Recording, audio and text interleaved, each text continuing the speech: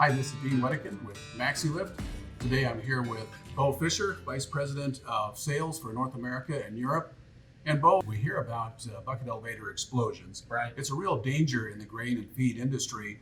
I think the biggest surprise for me one time was to do an inspection of a bucket elevator where I climbed to the top. I didn't have a man lift, so I climbed the ladder, but partway up I noticed that the trunking was bulged out. And I can guess, I'm sure you can guess, that the bucket elevator is using steel buckets.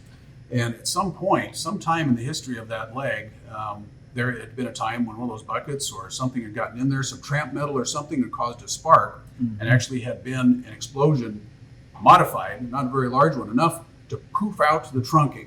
I had never seen it, I'd heard of that before. Well, you also wonder about the structural integrity of that section of trunking that was no longer had the straight line. So I'm sure the stresses applied there that they weren't able to handle it as well as they could have if it were still a pristine piece of trunking in that position. Right, a lot of other things to consider. When I got back down, I asked the manager there, and I said, "Did you ever have an explosion in that bucket elevator?" And he said, "Well, yeah, it was a minor one, but we got by."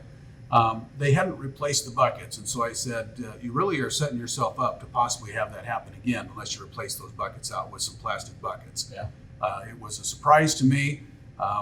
We often hear about catastrophic explosions, but this was one that was just enough that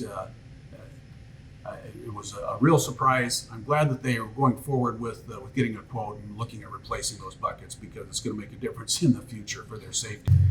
Thank you very much, Bo. This is Dean Wedekind with MAXI-LIFT, along with Bo Fisher, VP of Sales in North America and Europe.